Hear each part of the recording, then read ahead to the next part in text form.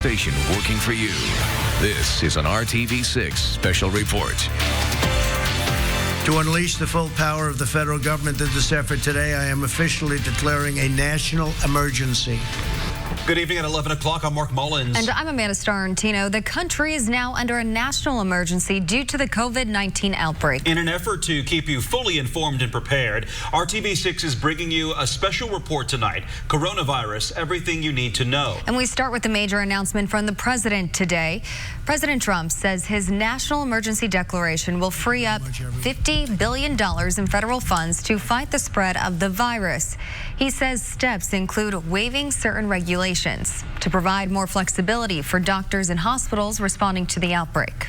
The ability to waive requirements that critical access hospitals limit the number of beds to 25 and the length of stay to 96 hours. The ability to waive the requirements of a 3-day hospital stay prior to admission to a nursing home, big thing. The authority to waive the rules to hinder hospitals' ability to bring additional physicians on board or obtain needed office space.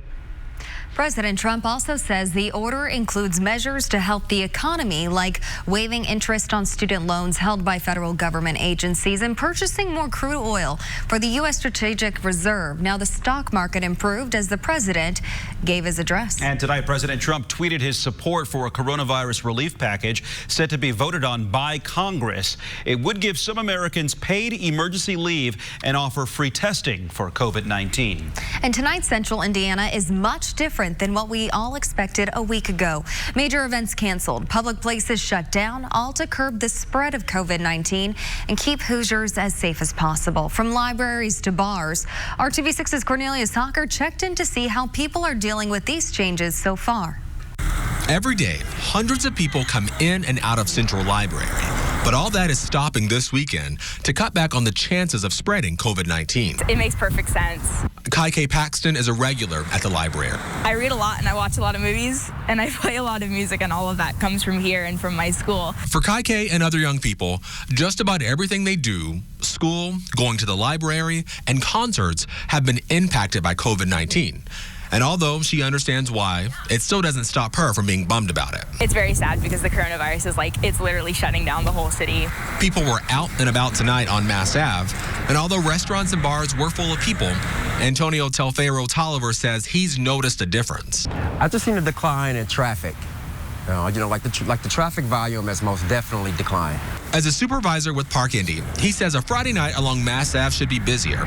He can't say for sure it's because folks were scared of catching COVID-19, but thinks it's playing a role, highlighted by conversations he's been having with people. And I was talking to a few customers, and their concerns were, they said that Nealers and Krogers were basically running out of supplies. So that's one of the main concerns inside the community.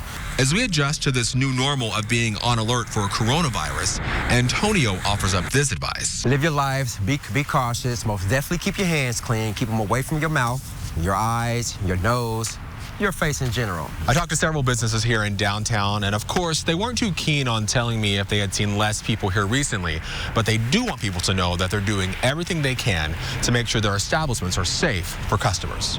Working for you in downtown Indy, Cornelius Hawker, RTV6. Unfortunately, we've already seen the impact of these closures and cancellations and what's happening on Central Indiana's 83,000 hospitality workers.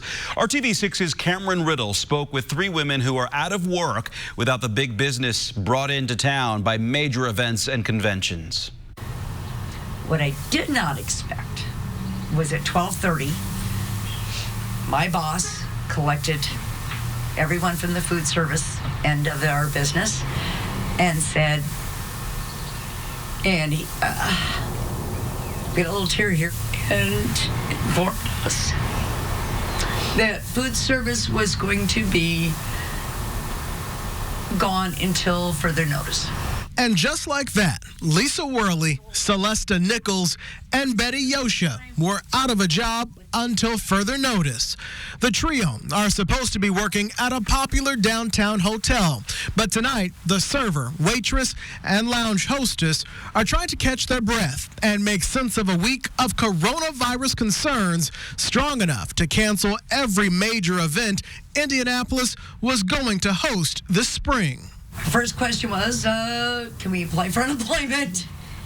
Which was like, absolutely. You're not fired. You're just laid off right now due to the virus. The next few weeks were going to be huge for these ladies who were planning to welcome thousands of visitors to Indianapolis and their hotel. But that changed in what felt like an instant. All I could say was, wow. You know, I cannot believe how fast this has all come together. The trickle-down effect of coronavirus doesn't just end with hotels. It flows to other industries, which entire families are counting on. I live in a household where the other breadwinner is a flight attendant. So our house is really uneasy right now.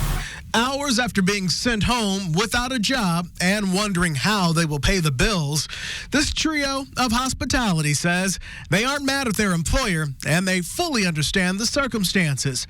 What they don't understand is how this pandemic was allowed to happen. I don't know where this came from, but wherever it started, why didn't you contain it? Yes. Why didn't you do something about it there? Instead of letting it flourish and hurt so many people for whatever reason you did this. May God help you on this. In Indianapolis, Cameron Riddle, RTV6. The Department of Workforce Development is reminding anyone who might be at risk of being laid off because of coronavirus precautions to file for unemployment insurance. Work One Indy is also encouraging residents to use its resources to search for jobs. You can find more information from Employee Indy in the Career Resources section of hiringhoosiers.com. Not all businesses are dealing with a lack of customers. Because so many grocery store shelves are nearly empty, Governor Eric Holcomb is getting involved. He has signed an executive order to lift regulations on commercial vehicles transporting goods to retailers because some are running short on supplies. The goal is to speed up deliveries. We talked to shoppers this afternoon. They described long lines and overflowing carts. It's crowded. People are just taking whatever they can get. I mean, they're grabbing water, toilet paper, wipes, baby wipes. It's pretty packed. Things are leaving the shelves real fast, but they're stocking up as soon as possible. Oh, yeah, people with overflowing carts like they're just losing their mind.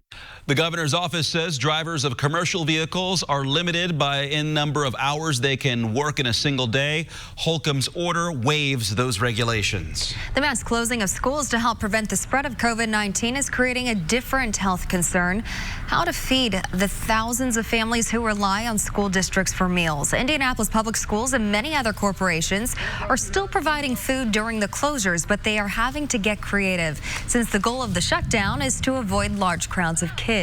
That's why the IPS food service team is passing out free pre-packaged meals in the parking lot at 7 schools. The operations manager shared this message for families. Hopefully this pandemic will be over soon, and so hopefully we're able to get through it with all of these meals, and to check the community for different resources that might also be available, different food pantries to aid in this time of need.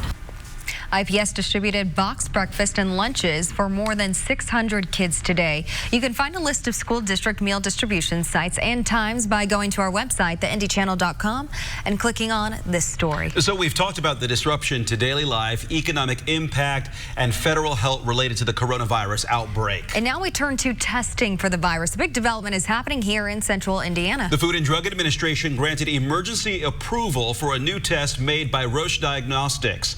The company's North American headquarters are in Indianapolis.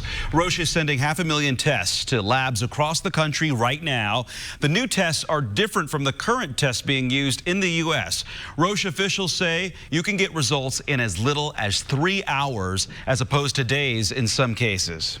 As a healthcare company, we pride ourselves in being a very important part of the overall care of patients. And when you see something like this, you can't help but react. Roche created the test in 6 weeks. That process usually takes about 18 months from identifying a virus to submitting plans to the FDA. And according to the Indiana State Department of Health website, it has tested 73 people for COVID-19. 12 cases have been positive. Yesterday, we reported 13, but later learned the case of a Hancock County jail employee was already reported as a resident of Marion County. And Call 6 Investigates Rafael Sanchez took questions about the availability of testing to the department's commissioner. That's a problem. We, with LabCorp testing now, we don't know how many individuals have been tested across the state because as the State Department of Health, we only get reports back on the positives. So really how widespread the testing is in the state right now, we don't get negatives back. So the test is out there. I mean, we have test kits, but we have limited numbers, and limited amount of reagents to do the test. So we have to make sure right now we are really focusing on our highest risk populations, as I mentioned. Dr. Christina Bach says more companies will eventually start testing in Indiana. And the commissioner also provided insight on the state's 12 COVID-19 patients. One is a child. The others are adults age 50 or older. The majority are dealing with other health issues like diabetes or cancer. And the commissioner says the patients contracted the virus through contact with someone who traveled to Italy or by attending a conference in Boston. So we had a balcony and could look out at the craziness out there, which was like a scene out of the movie The Andromeda Strain, with 60, 70, 80 ambulances at each time. Coming up, an American passenger who tested positive for the coronavirus while on the Diamond Princess cruise ship talks about life under quarantine. And efforts to stop the spread of COVID-19 have thousands of people holding tickets to events that are canceled or postponed. Steps you can take to get the ball rolling on a refund. And a chilly weekend on the way. I'll define that. We've got some snow to deal with for tomorrow, and then we'll talk about the sustained warm-up in the forecast. Start support fitting at the Good Feet store. From the station working for you, this is an RTV6 special report. No one entered my room without wearing a full hazmat suit. It was like Neil Armstrong landing on the moon. Our RTV6 special report, Coronavirus, Everything You Need to Know, continues with rare perspective from an American who tested positive for COVID-19. Patients like Carl Goldman now find themselves in the spotlight. The California man has been quarantined for weeks. Scripps reporter Amanda Brandy shares his story. Goldman and his wife Jerry couldn't have written a more perfect script for the first 15 days of their Southeast Asia cruise. But the last day marked the beginning of an unpredictable story. We were fortunate because we had a mini suite, so we had a balcony and could look out at the craziness out there, which was like a scene out of the movie The Andromeda Strain, with 60, 70, 80 ambulances at each time pulling up. The media was all around. They were among thousands of passengers quarantined on the Diamond Princess cruise ship in Japan. One passenger tested positive for coronavirus, and hundreds more followed. We made the best of it over the 12 days and decided to go public with it at the time, and received, tremendous response. The Southern California radio station owners blogged about their quarantine. Neither had symptoms and felt fine. And while most readers were supportive, people were beginning to freak, and the worst of social media came out with a lot of vile comments and a lot of threats. Eventually, a military plane evacuated passengers back to the United States. But on the flight, Carl woke up with a fever. He tested positive with the virus, and doctors sent him to a Nebraska hospital biocontainment unit that looked similar to this one. No one entered my room without wearing a full hazmat suit. It was like Neil Armstrong landing on the moon, with the air filters tied in behind them and duct tape so that nothing could leak out. 3 layers of gloves. Now in another hospital room, Carl's on a regimen of ibuprofen and Gatorade. I've been through every single flavor of Gatorade multiple amounts of times. This one, the light blue, is the bomb. Stay away from the grape. He's part of a clinical study, and health professionals swab his room to learn more about the virus. With his symptoms nearly gone, Carl now waits. This is how they hand me my results, on a Post-it note So that was my test there, and you can see the NP, meaning the nasal passages. Those were positive. The good news is my throat was negative. Carl says he's relying on humor and support from the outside world as he waits to receive his final Post-it note. I'm Amanda Brandeis reporting. And more than 5,000 people around the world have died after testing positive for COVID-19. Around 70,000 have recovered. Kevin.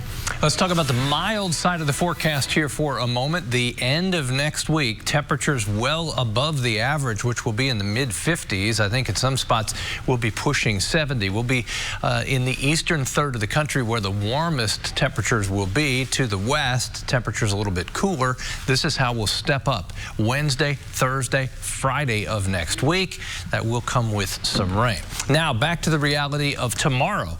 We will see a rain-snow mix, some light accumulating snow on grass, mulch, your deck, but I think on the roads just wet as both the air temperature and the ground temperatures above freezing. 39 tomorrow. We don't really move much from morning low to afternoon high. Brighter and warmer on Sunday. Here's your probability of rain and snow tomorrow. Notice mid-morning goes up quickly through the afternoon into early evening.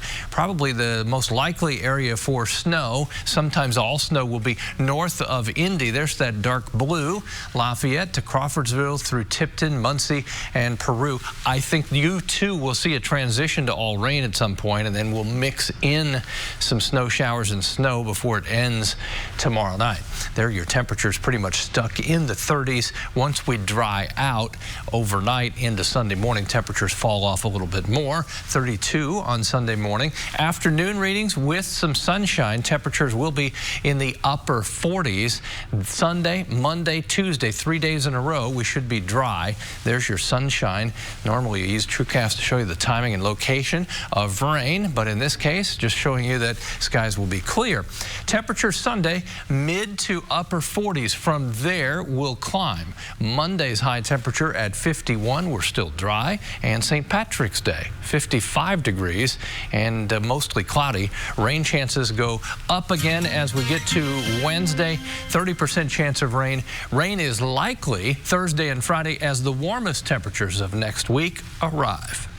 And as you know, many international, national, and local events are not happening as planned due to the coronavirus outbreak, leaving many people wondering about refunds. If you have tickets to a canceled event, you can expect to get your money back. For postponed events, it might not be so simple.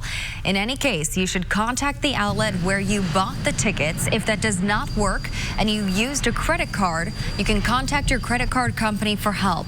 It's also a good idea to check your emails carefully. You will likely get a message about refunds that includes Pacers, Big Ten, and the NCAA tournament games. High school sports are also being put on hold as schools all over the state are closing, and that includes boys basketball regionals. The IHSAA announcing today that the state tourney is being postponed. No word on when they might get it going again, though. On Thursday, they had made plans to play the games in front of a limited fans, but the following 24 hours caused the change. The start of the IndyCar season could end up being right here in Indianapolis. The series canceling events through the end of April. Our day first is in Florida, where the opening race was called off this afternoon. Well, we've known from the get-go, right, how fluid this situation has been and can be in St. Petersburg, and a late reversal made by IndyCar that this event not only would be postponed, but canceled altogether, including the next 3 races as well. And this information just reaching the crew guys. In fact, an hour or so ago, if you would have walked through here, you wouldn't have seen anybody because nobody was allowed. IndyCar personnel-wise, no one was allowed back in here. But now that the announcement's been made, these guys are quickly trying to load up these transporters, the tires, equipment, the cars. They've even canceled a test session at Barber Motorsports Park next week. So these guys aren't even stopping there. They're heading back to Indianapolis. And some of the teams haven't even begun to load up their transporters. You're taking a look at Dale Coyne Racing with Vassar Sullivan, their 2 drivers. Those are the 2 transporters that right now are untouched. So not only is this one canceled, but the next 4 total as well. That includes Barber Motorsports Park, Long Beach, and then that finale, Circuit of the Americas, before we get into the month of May. Now, there was some racing, or at least some practice, earlier today here at St. Petersburg. In fact, all three Road to Indy series, USF 2000, the Indy Pro 2000, and finally the Indy Lights series, they all had practice sessions. And the drivers, I'm telling you, they were all excited about the idea of getting back on the track and have a sense of at least a return to normalcy. But as soon as the Indy Lights guys got out of the car, about 30 minutes after that fact, well, they realized that they were done for the weekend. We'll see what happens over the next coming months. Not even these crew guys are sure about where they're testing next, where they're headed next. Right now, the schedule is this. They'll be on the track at the Indianapolis Motor Speedway, that road course event leading up to the Indianapolis 500 in May. In St. Petersburg, Dave First, RTV6 Sports.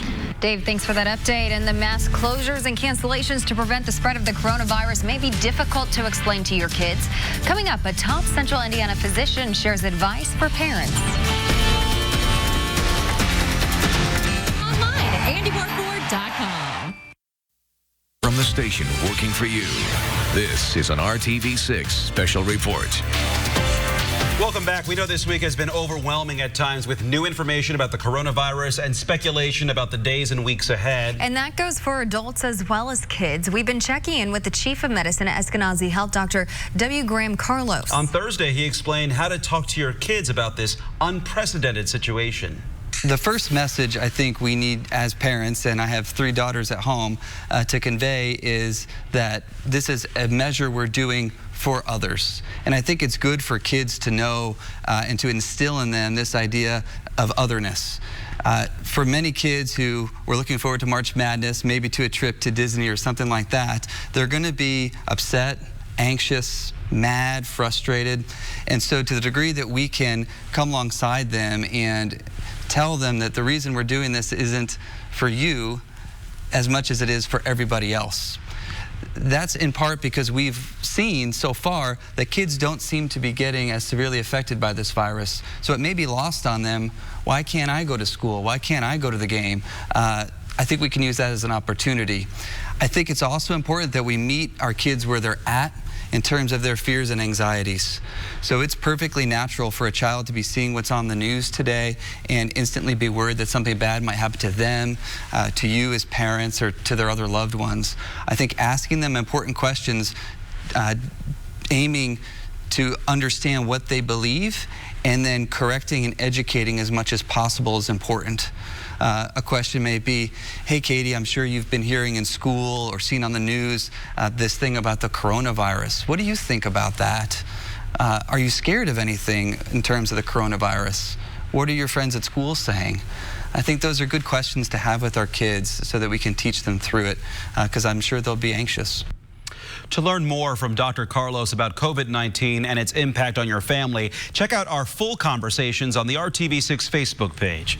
We'll be right back here on RTV6. And shine brighter than you ever thought possible. Welcome back. More attractions around the world are closing due to the coronavirus outbreak. That includes the Eiffel Tower in Paris until further notice. And even Mount Everest in Nepal is shutting down all expeditions for the rest of this year's climbing season. Our coverage of the coronavirus outbreak does not stop when the news at 11 stops. You can find everything you need to know anytime on our website, theindychannel.com/coronavirus. I thought I'd make rain kind of the big headline and then sneak this in on you. We've got some snow coming our way as well tomorrow. Just a reminder, we haven't quite made it officially to spring. Any accumulation would be on the grass and mulch and maybe your deck.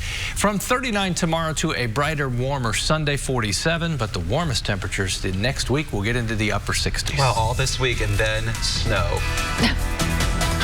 Thank you for joining us. Good night, everybody.